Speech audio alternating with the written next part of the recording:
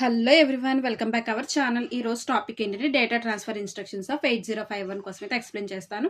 ఇది ఈసీ వాళ్ళకి, ఈసీఐఐ వాళ్ళకి, అలాగే త్రిబుల్ మనకి డిప్లొమా 5th సెమిస్టర్లో డిఈఎంసీ సబ్జెక్ట్ వాళ్ళకి కూడా ఈ టాపిక్ అనేది వస్తుంది. సో ఈ టాపిక్ అనేది మెయిన్ వీళ్ళ ముగ్గురికి కూడా యూజ్ అవుతుంది. ఇప్పుడు వచ్చేసరికి ఏంటంటే ఆల్రెడీ బిఫోర్ టాపిక్లో అడ్రసింగ్ మోడ్స్ అయితే ఎక్స్ప్లెయిన్ చేశాను. చూడలేని వాళ్ళు ఉంటే చూడండి, ఎందుకంటే దాని మీదే బేస్ అయి ఉంటాయి అనమాట ఈ టాపిక్స్ అన్నీ కూడా. అది వచ్చినట్టయితే మిగతావన్నీ కూడా మీకు ఈజీగా అర్థమైపోతాయి.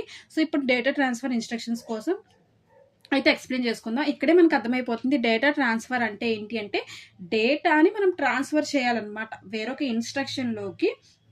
ఏదైతే ఇక్కడ ఇన్స్ట్రక్షన్ వాడుతున్నామో ఆ ఇన్స్ట్రక్షన్లోకి మనం డేటాని ట్రాన్స్ఫర్ చేయాలి. దాన్ని డేటా ట్రాన్స్ఫర్ ఇన్స్ట్రక్షన్స్ ఆఫ్ 8051 అంటారు. ఫర్ ఎగ్జాంపుల్ దీనికి ఎలా రాస్తాము అంటే ద డేటా ట్రాన్స్ఫర్ ఏదైతే ఉందో the data transfer instructions are used to, ఓకేనా, ఆర్ ఇక్కడ నుంచి రాస్తున్నాను చూడండి, are used to move the data, are used to move the data from one location to another location అన్నమాట. ఓకేనా, one location to another location. Data transfer instructions are used to move the data from one location to another location. Move చేయడానికి దీన్ని వాడతాం. దీంట్లోకి వచ్చేసరికి ఏంటి అంటే same ఇక్కడ కూడా మనకి కంటెంట్స్ అనేవి ఉంటాయి ప్రతి దాంట్లో కూడా. సేమ్ ఫస్ట్ వన్ చెప్తాను. దీంట్లోని ఫస్ట్ వన్ వచ్చేసరికి ఏంటంటే మూవ్ కంటెంట్ అనమాట. మూవ్ని ఎంఓవి అంటాం షార్ట్ కట్లో. నార్మల్ మూవ్ అయితే ఎంఓవిఈ అనమాట. సో ఈ మూవ్ ఇన్స్ట్రక్షన్కి వచ్చేసరికి ఏంటి అంటే దీని మ్యాటర్ చూద్దాం. The move instruction copies the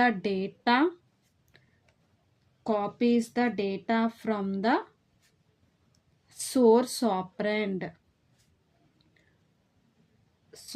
operand to the destination operand. Source operand to the destination operand.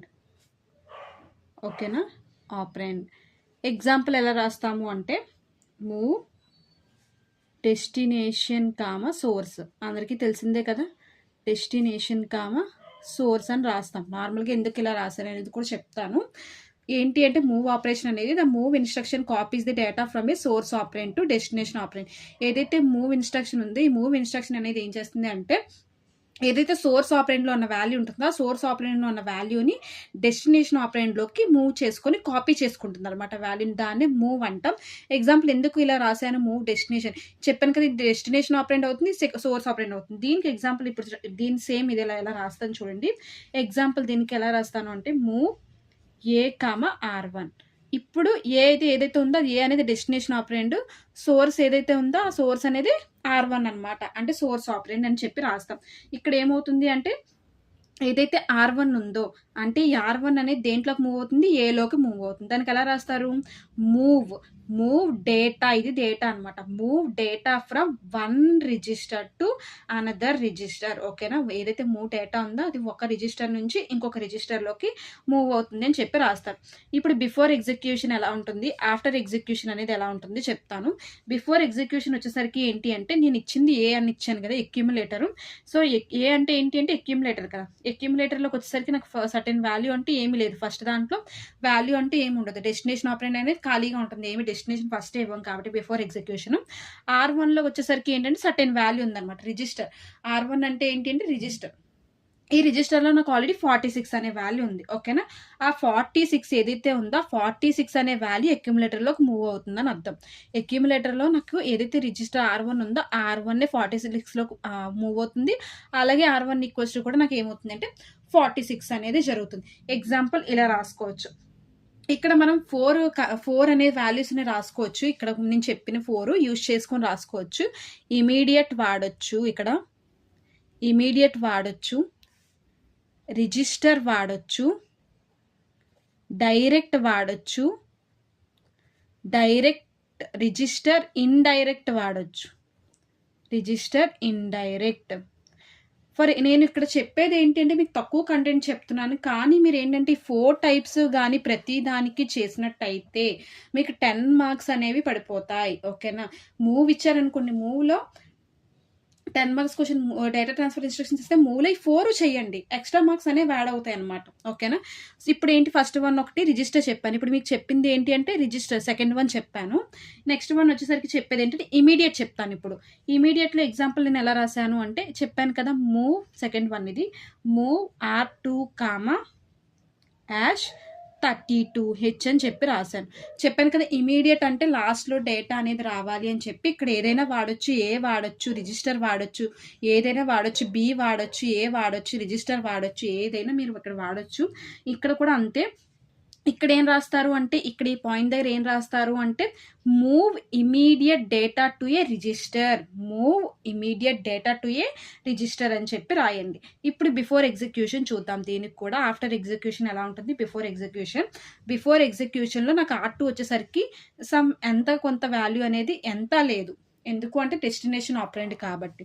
కానీ ఆఫ్టర్ ఎగ్జిక్యూషన్కి ఏమవుతుంది అంటే ఏదైతే ఇమీడియట్ అంటున్నాం కాబట్టి ఏదైతే ఈ వాల్యూ ఉందో 32 అనే వాల్యూ, ఆ 32 అనే వాల్యూయే నాకు R2లోకి మూవ్ అయిపోతుంది అనమాట. డైరెక్ట్గా ఇమీడియట్ వాల్యూ కాబట్టి ఈ ఇమీడియట్ వాల్యూ అనేది R2 = 32H అనేది మూవ్ అవుతుంది. Next one, third one move A, R0. ఓకేనా. ఇందాక ఇప్పుడు ఇమీడియట్ కూడా అయిపోయింది, రిజిస్టర్ కూడా అయిపోయింది. ఇప్పుడు నేను చెప్పేది ఏంటి అంటే రిజిస్టర్ ఇండైరెక్ట్ కోసం చెప్తున్నాను.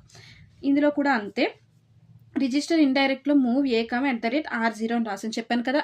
ఇండైరెక్ట్లో R0 వాడచ్చు, R1 కూడా వాడచ్చు. సోర్స్ ఆపరెంట్లో ఏదైనా యూజ్ చేయొచ్చు. ఇక్కడ ఏం పాయింట్ రాస్తారు అని అంటే ఈ పక్కన ఈ పాయింట్స్ అనేవి రాసుకోండి. ఈ పక్కన move data from the address given in the register to accumulator అంటే ఏదైతే రిజిస్టర్ అడ్రస్ ఉందో ఆ రిజిస్టర్లో ఉన్న అడ్రస్ అనేది మనం దేంట్లోకి మూవ్ చేస్తామంటే అక్యుములేటర్లోకి మూవ్ చేస్తున్నామని చెప్పి రాస్తాం.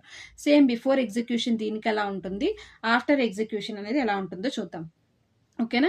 అక్యుములేటర్ ఫస్ట్ ఏంటి అంటే డెస్టినేషన్ ఆపరెంటే కదా రాసుకోవాలి. బిఫోర్ ఎగ్జిక్యూషన్లో అక్యుములేటర్లో నాకు ఎంత కొంత వాల్యూ అనేది ఉండదు. నెక్స్ట్ వచ్చేసరికి ఏంటి అంటే ఇప్పుడు నాకేంటి సోర్స్ ఆపరెంట్ కావాలి. సోర్స్ ఆపరెంట్ అంటే ఇండైరెక్ట్ కాబట్టి ఆల్రెడీ బిఫోర్ టాపిక్లో కూడా చెప్పాను. ఏమవుతుంది అంటే సర్టైన్ R0 ఉందనుకోండి, R0లో 10H అనే వాల్యూ ఉంటుంది. ఆ 10H వాల్యూ అనేది ఏంటి అంటే ఈ 10H వాల్యూలో ఇది మెమొరీ లొకేషన్ లోపల ఒక 5 అనే వాల్యూ ఉంటుంది. ఓకేనా. 05 అనే వాల్యూ. ఈ 05 అనే వాల్యూ అనేది ఇక్కడ మనకి రాసుకోవాలి. R0లో నాకు ఎంత ఉంది, 10 ఉంది. ఓకేనా. 10లో మళ్ళీ నాకు ఏమవుతుంది అంటే ఎంతో కొంత వాల్యూ ఉంటుందని చెప్పాను కదా. 05 అనే వాల్యూ ఉంది కాబట్టి ఆ 05 అనే వాల్యూ రాశాను. ఆఫ్టర్ ఎగ్జిక్యూషన్కి అక్యుములేటర్లో నాకు ఎంత వాల్యూ స్టోర్ అవ్వాలి, ఏదైతే ఫైనల్ వాల్యూ వచ్చిందో ఆ ఫైనల్ వాల్యూ ఎంత 5. సో ఆ 5 అనేది నాకు స్టోర్ అవుతుంది. ఓకేనా. మళ్ళీ R0 సేమ్ 10 అనేది =05. ఇది మళ్ళీ కామన్ మారదనమాట. సేమ్ ఇదే మనకి సేమ్ అనేది ఉంటుంది. డైరెక్ట్ వచ్చేసరికి ఏంటి అంటే డైరెక్ట్లో కూడా అంతే, మీరు డైరెక్ట్గా వాల్యూ అనేది తీసేసుకోవడమే. ఇక్కడ ఏంటి, ఇప్పుడు ఫోర్త్ వన్ చూడండి. ఎగ్జాంపుల్ ఇక్కడే రాసిస్తున్నాను. Move A, 36H. ఓకేనా. మూవ్ A, 36H అనేది రాశాను కదా. సో ఏమవుతుంది అంటే 36Hలో before execution same after execution చేస్తారు. ఓకేనా. ఏలోకి వచ్చేసరికి ఫస్ట్ వాల్యూ అంటూ మనకి ఏమీ ఉండదు. ఓకేనా. ఏలోకి వచ్చేసరికి వాల్యూ అనేది ఉండదు. కానీ 36Hలోకి వచ్చేసరికి ఏమవుతుంది అంటే డైరెక్ట్ వాల్యూ కదా. 36H అనేది ఏంటి అంటే బయట అడ్రస్ అనమాట. బయట అడ్రస్లో నాకు ఎంతో కొంత వాల్యూ 10 ఉంది. అంటే ఫర్ ఎగ్జాంపుల్ ఇక్కడ రాస్తున్నాను చూడండి. ఇక్కడ ఏంటి అంటే ఇది ఉంది కదా. సో ఈ బయట వాల్యూ నాకు 36H. ఈ 36Hలో 10 అనే వాల్యూ ఉంది. ఆ 10 అనే వాల్యూ ఇక్కడ స్టోర్ అవుతుంది అనమాట. ఇప్పుడు ఏమవుతుంది అప్పుడు ఆఫ్టర్ ఎగ్జిక్యూషన్కి ఆ 36H వాల్యూలో ఏదైతే ఉందో ఆ 10 కదా, 10 అనేది స్టోర్ అవుతుంది. 36H నాకు ఎంత ఉంటుందంటే సేమ్ 10 ఉంటుంది ఆఫ్టర్ ఈ 4 టైప్స్ ప్రతిదానికి కూడా చేయండి. ఇప్పుడు చెప్పిన వాటన్నిటికీ కూడా ఇప్పుడు మూవ్కి చేసినప్పుడు ఈ 4 టైప్స్ అనేది కామన్గా ఎలా చేశారో ఇప్పుడు చెప్పేవి కూడా అంతే. నేను ఫర్ ఎగ్జాంపుల్ ఒకటే చెప్తాను, కానీ మీరు వచ్చేసరికి ఏంటి అంటే రిమైనింగ్ అన్నీ కూడా చేస్తూ ఉంటే మీకు మార్క్స్ అనేవి ఇంకా వస్తూ ఉంటాయి. ఓకేనా. సెకండ్ వన్ వచ్చేసరికి ఏంటి అంటే మూవ్ ఎక్స్టర్నల్ అని అర్థం. మూవ్ ఎక్స్ అంటే మూవ్ ఎక్స్టర్నల్. ఓకేనా. సో ఇది వచ్చేసరికి ఏంటి అంటే దీనికి మ్యాటర్ ఇక్కడ ఏం రాస్తారు అంటే ఇక్కడ మ్యాటర్ అనేది రాయండి. నేను చెప్పిన points, this instruction is used for moving data to and from external memory. అంటే ఇక్కడ లేదా నేనే రాస్తాను, this instruction is used for moving data to and from external memory. ఓకేనా? దీనికి సింటాక్స్ ఏం రాస్తారు అంటే సేమ్ చెప్పాను కదా. ఇక్కడ ఏంటి అంటే అక్కడ ఫస్ట్ వన్ ఇక్కడ మనం వాడేది ఏంటి వాడాం, ఇక్కడ వాడింది మూవ్ వాడాం కదా. సో ఇక్కడ మనం ఏంటి అంటే మూవ్ ఎక్స్టర్నల్ అంటున్నాం కాబట్టి ఇక్కడ మూవ్ ఎక్స్ అనేది రావాలి. మూవ్ ఎక్స్ అనేది యాడ్ అవ్వాలన్నమాట. ఇదేమో డెస్టినేషను, ఇదేమో సోర్సు. Destination, source. ఎగ్జాంపుల్ ఎలా రాస్తారు? ఎగ్జాంపుల్ రాయమంటే same first one move X వాడుతున్నాం కాబట్టి ఎక్స్ a,@r0 ఇమీడియట్. అక్కడ వచ్చేసరికి ఏంటంటే ఇమీడియట్ కానీ డైరెక్ట్ కానీ ఇండైరెక్ట్ తీసుకున్నాను. ఇంకొకటి ఏంటి అంటే రిజిస్టర్ కూడా తీసుకోలేదు ఇక్కడ, ఇండైరెక్ట్ తీసుకున్నాను కాబట్టి ఇక్కడ మీకు కూడా అంతే, మీకు నచ్చిన వాల్యూ అనేది తీసుకోండి. నేను ఇదే తీసుకున్నాను కదా, ఇక్కడ మీరు ఇండైరెక్ట్ తీసుకోవాలంటే కాదు, మీకు నచ్చిన 4 వాల్యూస్లో రిజిస్టర్, డైరెక్ట్, ఇండైరెక్ట్, ఇమీడియట్, ఈ 4 ఏదైనా తీసుకోవచ్చు. ఓకేనా? దీనికి ఇక్కడ మ్యాటర్ అనేది రాయండి. The contents of external RAM whose address is specified by R0 register is moved to accumulator. ఏదైతే రిజిస్టర్లో ఉన్న R0లో ఉన్న రిజిస్టర్లో ఉన్న అడ్రస్ ఏదైతే ఉంటుందో ఆ అడ్రస్ అనేది ఎక్కడికి మూవ్ చేసుకుంటాము అంటే ఎక్స్ అంటే ఏం చెప్పాను, ఎక్స్టర్నల్ అన్నాను కదా, ఆ ఎక్స్టర్నల్ ర్యామ్ అనమాట. ఆ ఎక్స్టర్నల్ ర్యామ్ ఏ అంటే ఏంటంటే అక్యూములేటర్. ఆ అక్యూములేటర్లోకి మనం మూవ్ చేసుకోవాలి. సేమ్ దీనికి కూడా బిఫోర్ ఎగ్జిక్యూషన్ ఉంటుంది, ఆఫ్టర్ ఎగ్జిక్యూషన్ ఉంటుంది. ఆల్రెడీ బిఫోర్ టాపిక్లో ఎక్స్ప్లెయిన్ చేశాను, చూడని వాళ్ళు ఉంటే చూడండి. అంటే మూవ్లోని అలాగే ఇంకా అడ్రసింగ్ మోడ్స్లో కూడా ఎక్స్ప్లెయిన్ చేశాను. సేమ్ నాకు ఫస్ట్ వన్ ఏంటి డెస్టినేషన్ ఆపరెంట్ కదా, డెస్టినేషన్ ఆపరెంట్ అక్యూములేటర్లో సర్టైన్ వాల్యూ అంతా కూడా నాకు లేదు కాబట్టి ఎక్స్ఎక్స్ అని రాశాను. R0లో ఇండైరెక్ట్ అడ్రసింగ్ మోడ్ R0 వాడాను కదా, R0లోకి వచ్చేసరికి ఏంటంటే నేను ఇక్కడ ఒక 2 వాల్యూస్ అనేది ఇచ్చుకున్నాను. ఏంటి అంటే 15 అనే వాల్యూ ఇచ్చాను. ఓకేనా? 15. ఈ 15లో నాకు వచ్చేసరికి ఏంటి అంటే ఈ 15 మళ్ళీ రిజిస్టర్ 15లో మళ్ళీ నాకు ఒక వాల్యూ ఉంటుంది. ఆ 15లో ఉన్న వాల్యూ ఎంత అంటే ఒక సిఏ అనుకుంటున్నాను. ఓకేనా? 15లో ఉన్న వాల్యూ ఎంత అంటే సిఏ. ఆ సిఏ అనేది నాకు ఇక్కడ మనకి ఆన్సర్గా ఆఫ్టర్ ఎగ్జిక్యూషన్లో జరుగుతుంది. అంటే నాకు అక్యూములేటర్లో ఇప్పుడు ఎంత ఉన్నట్టు, అక్యూములేటర్ ఏదైతే ఎక్స్ఎక్స్ అన్నానో ఆల్రెడీ ఎంత వచ్చింది వాల్యూ 15లో సిఏ ఉంది కదా, సో సిఏ అనేది ఆన్సర్. ఓకేనా? సేమ్ మళ్ళీ R0 15 సేమ్ రాసిస్తారు, 15 = సిఏ అనేది రాసిస్తారు. ఇలా రాస్తారు. ఇంకొక ఎగ్జాంపుల్ చేయాలి అని అనుకుంటే మూవ్ ఎక్స్ a,@dptr. ఇక్కడ కూడా సేమ్ మ్యాటర్ రాయండి. The contents of external RAM whose address is specified by DPTR register is move to accumulator. ఏదైతే డిపిటిఆర్ రిజిస్టర్ ఉందో ఆ డిపిటిఆర్ రిజిస్టర్లో ఉన్న వాల్యూ అనేది అక్యుములేటర్లోకి మూవ్ అవుతుంది. ఓకేనా? సేమ్ దీనికి కూడా ఏంటి బిఫోర్ ఎగ్జిక్యూషన్ ఉంటుంది, ఆఫ్టర్ ఎగ్జిక్యూషన్ అనేది ఉంటుంది. బిఫోర్లో అక్యుములేటర్ వాల్యూ అనేది నాకు ఎంత ఉంటుంది అంటే ఎక్స్ఎక్స్ ఏమీ లేదు. ఓకేనా? ఫస్ట్ దాంట్లో. తర్వాత డిపిటిఆర్కి వచ్చేసరికి ఏమని చెప్పాను, డిపిటిఆర్లో ఒక 4 వాల్యూస్ ఉంటాయని చెప్పాను. ఆ 4 వాల్యూస్ నేను ఏమనుకున్నాను 2000 అని చెప్పి అనుకున్నాను. ఓకేనా? 4 వాల్యూస్ 2000. ఆ 2000లో మళ్ళీ నాకు ఏమవుతుంది అంటే 2000 ఏదైతే ఉందో 2000 అనేది మెమొరీ లొకేషన్ యొక్క బయట అడ్రస్.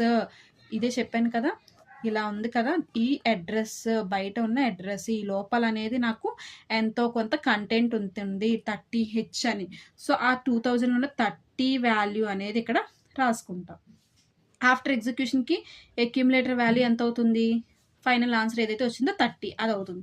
టీపీటీఆర్ సేమ్ ఏదైతే మీరు రాసుకున్నారో బిఫోర్లో అవే రాసుకుంటారు. 2000లో ఏదైతే బిఫోర్ రాసుకున్నారో అదే రాసుకుంటారు అనమాట. ఓకేనా? నెక్స్ట్ థర్డ్ వన్ ఆల్రెడీ ఇది అయిపోయింది. సెకండ్ వన్ కూడా, first one move, second one move x, third one వచ్చేసరికి ఏంటి అంటే move c. Third one move c అంటే ఏంటి, మూవ్ కోడ్ అని అర్థం. మూవ్ సి అంటే మూవ్ కోడ్. దీనికి వచ్చేసరికి పాయింట్ ఏం రాస్తారు, this instruction is used to move byte from the code memory or program memory. Memory or program memory అంటే ఏమవుతుంది? మూవ్ సి అంటే మూవ్ కోడ్ అని అర్థం. ఓకేనా? మూవ్ సి అంటే మూవ్ కోడ్ అని అర్థం. ఏదైతే ఒక ఇన్స్ట్రక్షన్ ఇచ్చామో ఆ ఇన్స్ట్రక్షన్లో ఏమవుతుంది అంటే మెమొరీ కానీ, కోడ్ మెమొరీ కానీ, ప్రోగ్రామ్ మెమొరీ కానీ దాన్ని మనం మూవ్ చేస్తామని చెప్పి దీని యొక్క అర్థం. దీనికి ఎగ్జాంపుల్స్గా ఎలా రాస్తాము ఏంటి అనేది కూడా ఇక్కడ నేను చెప్తాను.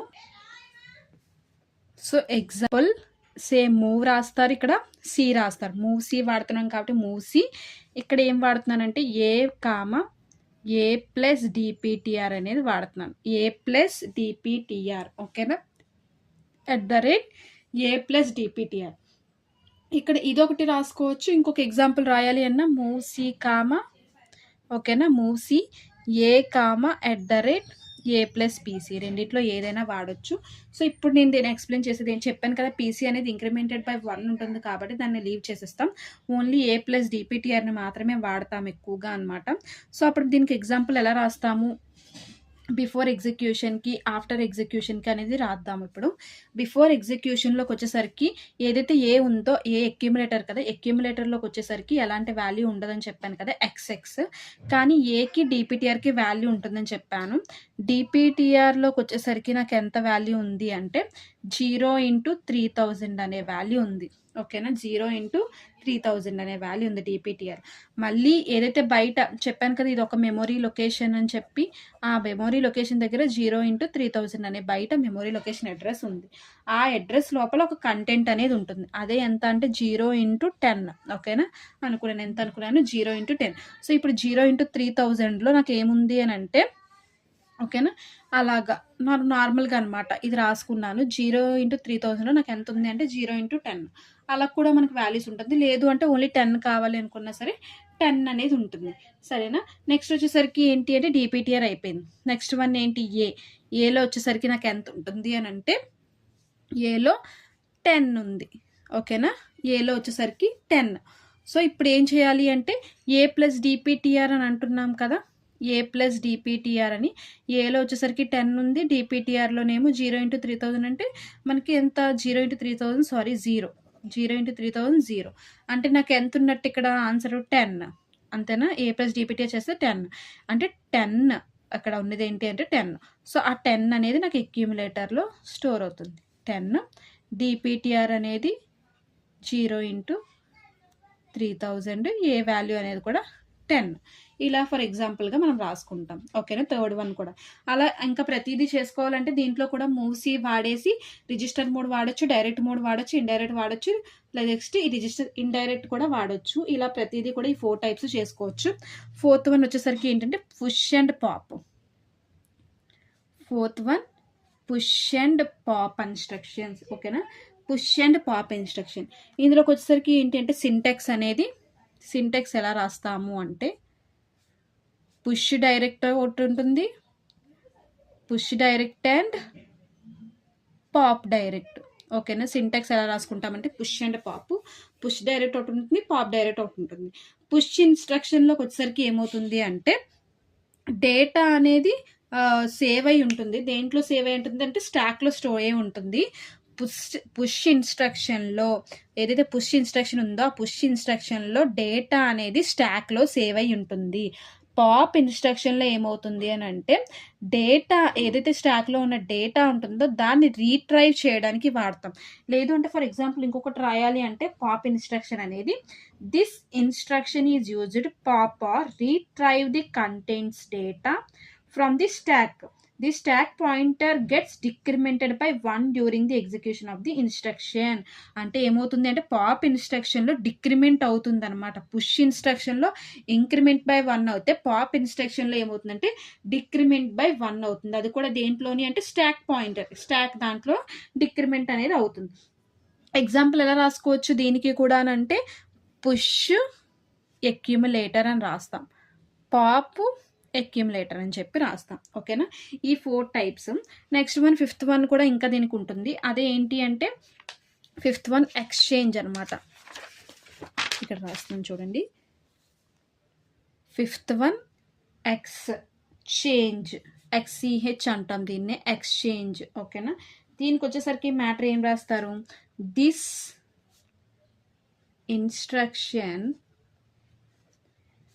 Instruction is used to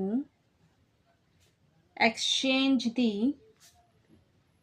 contents by data from one location to another location, అంటే ఏదైతే ఈ ఎక్స్చేంజ్ అనేది ఒక ఇన్స్ట్రక్షన్ కదా, ఈ ఇన్స్ట్రక్షన్లో డేటా ఏమవుతుందంటే ఒక లొకేషన్ నుంచి అనదర్ లొకేషన్కి మనం ఏదైతే లోపల కంటెంట్ ఉంటుందో ఆ కంటెంట్ని చేంజ్ చేసుకుంటూ ఉంటాం.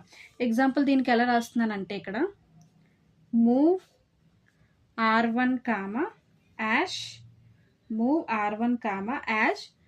02H అని రాశాను.